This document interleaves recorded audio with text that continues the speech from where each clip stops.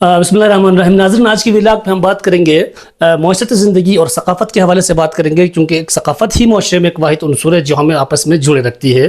تو میں deputy commissioner Chitral کو متوجہ کرنے کی کوشش کروں گا، اس کے ساتھ جتنے بھی لا انفورسمنٹ ایجنسیز ہیں ان سب کو متوجہ کرنے کی کوشش کروں گا کہ وہ اس معاشرے کو دیکھیں کہ آخر یہاں کس طرح کی بگاڑ پیدا کرنے کی سنجیدہ کوشش کی جا رہی ہے.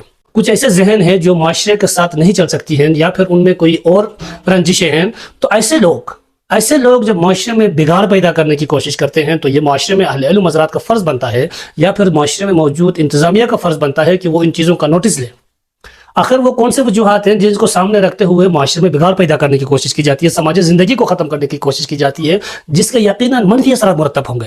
اس وقت گرم چشمہ کے علاقے میں ایک ریفارم کے نام سے، سوشل ریفارم کے نام سے ایک قانون سازی کی گئی ہے. لوکل گورنمنٹ کے جو ہمارے سیٹ اپ کے لوگ ہیں، جو ہمارے ممبران یا چیئرمینان جتنے بھی لوگ ہیں، وہ اس کو لا انفورسمنٹ ایجنسیز جو ہے نا اس چیز کو سنجیدگی سے نوٹس لینا چاہیے کہ آخر یہ کام انہوں نے کیا کیوں ہے، اور اس چیز کو دیکھنا چاہیے کہ اس سے معاشرتی زندگی میں بگاڑ کس طرح پیدا ہوتی ہے. ایمائل ڈرکھیم ایک فرینچ سوشیولوجسٹ ہے جو معاشرے میں ثقافت کی تعریف کرتے ہوئے لکھتے ہیں کہ ثقافت واحد عنصر ہے جو سماج کے لوگوں کو آپس میں جڑے رکھتی ہے. جب لوگ کسی رسومات کی ادائیگی کے لیے اکٹھے ہوتے ہیں تو ان سے ایک ثقافت کی شناخت سامنے آتی ہے، اور وہی شناخت، وہی ثقافت جو ان تمام میں مشترک ہے اور وہ اس معاشرے کے افراد کو آپس میں جڑے رکھتی ہے. وہی ایمائل ڈرکھیم، انہوں نے نظریہ خودکشی پیش کیا ہے. ان کا نظریہ ہے تھیوری آف سوسائٹی، جتنے بھی سوشیولوجی کے اسٹوڈنٹ انہوں نے دیکھے ہوں گے. تو وہ نظریہ خودکشی میں لکھتے ہیں کہ ان کی جو ایک پوائنٹ ہے وہ یہ ہے کہ معاشرے میں جب اچانک بگاڑ پیدا ہوتی ہے یا معاشرے میں اچانک دباؤ پیدا ہوتی ہے، اس دباؤ کی وجہ سے، چاہے وہ نیگیٹو سائڈ سے یا پوزیٹیو سائڈ سے، اس دباؤ کی وجہ سے جب معاشرے میں اچانک دباؤ بڑھ جاتی ہے، وہی دباؤ کچھ اذہان کو، کمزور اذہان کو متاثر کرتی ہے اور وہ لوگ خودکشی کی طرف مائل ہو جاتے ہیں. اب چونکہ چترال میں پہلے سے ہی خودکشی پورا پاکستان میں ٹاپ لیول پہ ہے، 40% یعنی کہ جو خودکشی ہے وہ چترال میں ہوتے ہیں. اب ان چترال میں اب تک کسی نے ریسرچ نہیں کیا کہ وہ کیوں کیے جاتے ہیں، وہ خودکشی کیوں ہوتے ہیں. اس میں کچھ سائٹ پہ اور بھی مسائل ہیں، ان پہ ڈسکشن کسی اور ویڈیو میں کریں گے. اس ضلع میں آپ مانیں یا نہ مانیں، اس ضلع میں چترال میں ایک واحد ثقافت ہی ہے جو پورے چترال کے طول و عرض کو ہم ایک ساتھ جڑے رکھتی ہے. وہ ثقافت ہی ہے جس کی وجہ سے ہم ایک ساتھ جڑے ہوئے ہیں، اور ہم یہاں خلوص، محبت، امان، جتنے بھی ہمارے تعریفات ہیں وہ ثقافت کے ساتھ، وہ ثقافت پہ منحصر ہے. وہ ہمارے کلچر ہے، وہ ہمارے ثقافت ہے جو ہمیں آپس میں جڑے رکھتی ہے.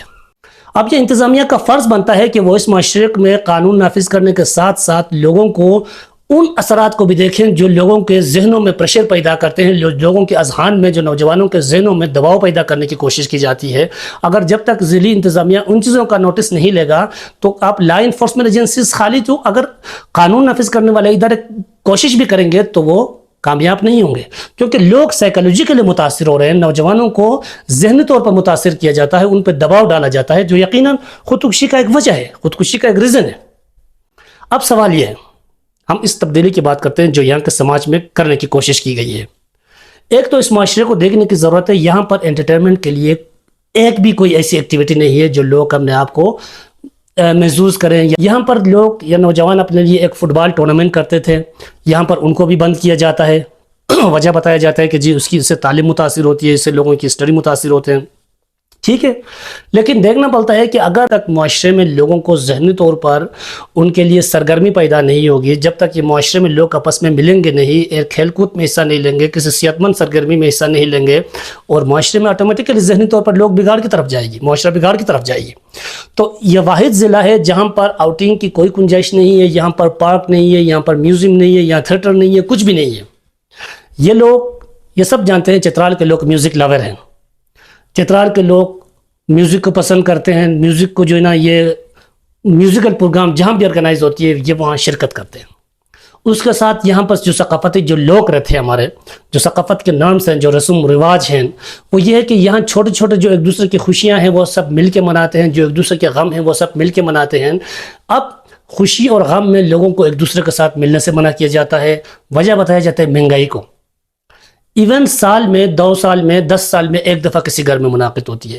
ہر گھر میں روزانہ بچے پیدا نہیں ہوتے, سال میں 2 سال میں ایک بچہ گھر میں پیدا ہوتا ہے, تو اس سے مبارکباد دینے کے لیے لوگ وہاں جلتے ہیں. وہ ایک ایکٹیویٹی ہے جس سے لوگ ایک دوسرے سے ملتے ہیں, اس سے ثقافت جنم لیتی ہے اور وہ پیار محبت خلوص وغیرہ بڑھ جاتی ہے. جب آپ لوگوں کو ایک دوسرے سے ملنے سے منع کرتے ہیں, جب لوگ ایک دوسرے کے ساتھ جانا بند کریں گے, ایک دوسرے سے ملنا بند کریں گے, تو وہ آٹومیٹیکلی وحشت کی طرف جائیں گے. تو معاشرے میں وحشت بڑھے گی, لوگوں کے سماجی تعلقات ختم ہوں گے. آپ ڈی سی صاحب, آپ اس چیز کو نوٹس لیں کہ اگر معاشرے میں اس طرح بگاڑ پیدا ہوگی, لوگ ذہنی طور پر انتشار میں مبتلا ہوں گے, تو یہ آپ ضلعی انتظامیہ کے طور پر اس معاشرے میں اس ضلع کو کس طرح ہینڈل کریں گے؟ یہ ایک سازش ہمیں نظر آتی ہے کہ لوگوں کی معاشرتی زندگی کو خراب کیا جاتا ہے. لوگوں کی جو معاشرتی زندگی ہے, جو آپس میں ہمیں جڑے رکھتی ہے, ایک دوسرے کے ساتھ ملنا, ایک دوسرے کے ساتھ جانا, ایک دوسرے کے یہاں آنا اگر ختم ہوگی تو معاشرے میں آٹومیٹیکلی لوگوں کی خلوص ختم ہوگی, ایک وحشت پیدا ہوگی جس سے معاشرے میں بگاڑ پیدا ہوگی. ساتھ میں جو ہمارا رسم و رواج ہے, اگر خواتین ہے, یہاں پر گرم چشمہ میں خواتین کے لیے صرف ایک ہی ایکٹیویٹی ہے.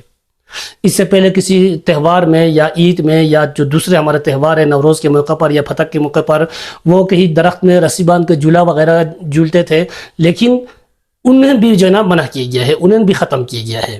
اب خواتین کے لیے اس معاشرے میں یا گرم چشمہ میں کوئی بھی ایسی ایکٹیویٹی نہیں ہے جس میں خواتین شرکت کریں جو ذہنی سکون حاصل کرنے واسطے. اب وہ زیادہ سے زیادہ کسی کے ہم مبارکباد دینے جاتے تھے, کوئی خوشی ہوتی تھی یا کہ غم کے موقع پر, کہ فوتگی کے موقع پر وہ فاتحہ خوانی کرنے جاتے تھے, وہاں پر اپنے رشتہ داروں دوستوں وغیرہ سے ملاقات ہوتی تھی, تو وہ ایک قسم کی انٹرٹینمنٹ بھی تھی اور سماجی تعلق بھی بحال ہوتی تھی. اب خواتین پہ یہاں پابندی لگایا گیا ہے کہ وہ ایک گاؤں سے دوسرے گاؤں میں نہیں جا سکتے ہیں. اب یہ سوال یہ ہے کہ اگر خواتین ایک گاؤں سے دوسرے گاؤں نہیں جائیں گے تو سائیکالوجیکلی وہ کس طرف جائے گی؟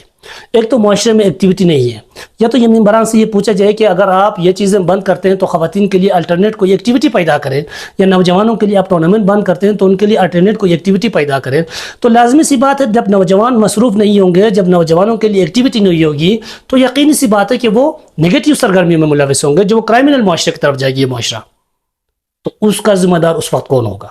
تو لہٰذا یہ ہم سب کی ذمہ داری ہے کہ ہم کوشش کریں کہ ہم معاشرے میں جب اپنے کھیل کود کے سرگرمیوں کو بحال کریں, اپنے میوزک ایونٹ کو بحال کریں, اس سے ہمارے معاشرے میں جو ہمارے کلچر ہے, جو ہمیں آپس میں جڑے رکھتی ہے, اس کو ہم پروموٹ کریں گے. ٹھیک ہے, کچھ سائٹ پہ اگر بگاڑ ہے, کچھ سائٹ پہ اگر مسائل ہیں, کچھ لوگ نشہ کر کے وہاں پہ بگاڑ پیدا کرنے کی کوشش کرتے ہیں, تو اس کے لیے ضلعی انتظامیہ کی طرف سے اسسٹنٹ کمشنر نے یقین دلایا ہے کہ پولیس مکمل کے ساتھ تعاون کرے گی, اور اس تعاون کا نتیجہ یہ ہوگا جو لوگ بدمزگی پیدا کرنے کی کوشش کرتے ہیں انہیں آن دی اسپاٹ اٹھایا جائے گا, FIR کیا جائے گا, ان کے خلاف کارروائی ہوگی. لیکن ہم کسی بھی صحت مند ایکٹیویٹی کو کرائمنل لوگوں کی وجہ سے اپنے صحت مند سرگرمیوں کا ہرگز خاتمہ نہیں کرنا چاہیے. یہ قطعاً دانشمندی نہیں ہوگی کہ ہم اس طرح کے معاملات کو پروموٹ کریں جس سے ہمارے معاشرے میں بگاڑ پیدا ہوگی.